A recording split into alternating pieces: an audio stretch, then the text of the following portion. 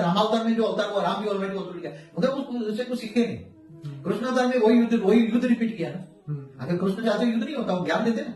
देखो, ज्ञान से आत्माओं का संस्कार परिवर्तन होता है। बाबू जी, द्वापर में, त्रेता और द्वापर में फिर दोनों युद्ध, एक तरफ रावण का युद्ध हुआ, राम ने रावण से युद्ध किया, उसको खत्म करने की बात की। इधर महाभारत के अंदर फिर ये लड़ाई हुई, वहां सीता को लेकर लड़ाई थी, यहाँ पर फिर वो महाभारत के अंदर उसको लेकर लड़ाई, द्रौपदी के कारण हुई। हाँ, ये कहा ऐसा जाता है, कोई ना कोई इसका निमित्त बनता है, पर ये युद्ध का सिलसिला ना उधर रुका ना इधर रुका। बात तो यहाँ पे ये है कि ये जो ज्ञान नहीं था, जो आप कह रहे हैं कि पॉजिटिव वाइब्रेशन से विश्व शांति फैलाने की जो अर्जुन जो निमित्त मात्र आत्माएं थी, वो वाइब्रेशन फैलाने का उन्होंने काम नहीं किया, तो ये उस समय के ये युद्ध हुए। अब आपने जो बोला उस हिसाब से रियल लड़ाई तो मनुष्य की अपने आप से है, क्योंकि वो मोह के बंधन को नहीं तोड़ पाता और समाज के कल्याण से नहीं कर पाता। देखो, केवल एक रामायण महाभारत की लड़ाई नहीं, हमेशा जब से भी स्वर्ग और नरक में जो है ना, देवता और असुरों का लड़ाई हमेशा नहीं है। देवासुर संग्राम कितने हुए, हिस्ट्री उठा के देख लो आप। वो तो उसकी तो हमने अभी चर्चा ही नहीं की, वो तो बहुत अनलिमिटेड है। देवासुर संग्राम नहीं होते थे? बहुत होते थे। हाँ, फिर ब्रह्मा विष्णु शंकर भी आपस में नहीं लड़ते थे? बहुत लड़ते। हमारे ब्रह्मांड की बात करते हैं।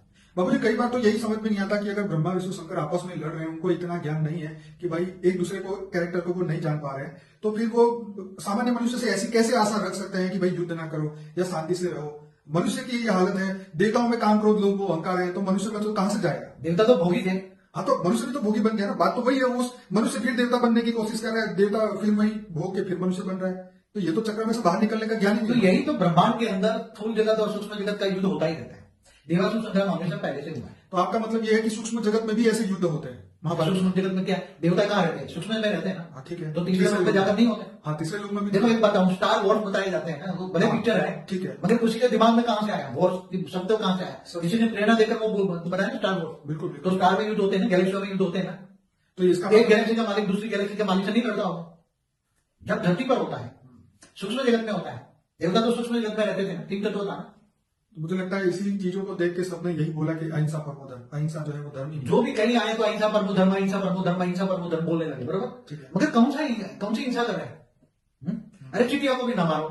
अरे भाई, तुम्हारे श्वास में ऐसे कीटाणु जा रहे हैं, अरबों करोड़ों कीटाणु तुम्हारे बॉडी में भरे हैं, तो इन कीटाणु को तुम कैसे बचाओगे? अब वायरस हवा में है तो वो तो वायरस हवा में इतने हैं।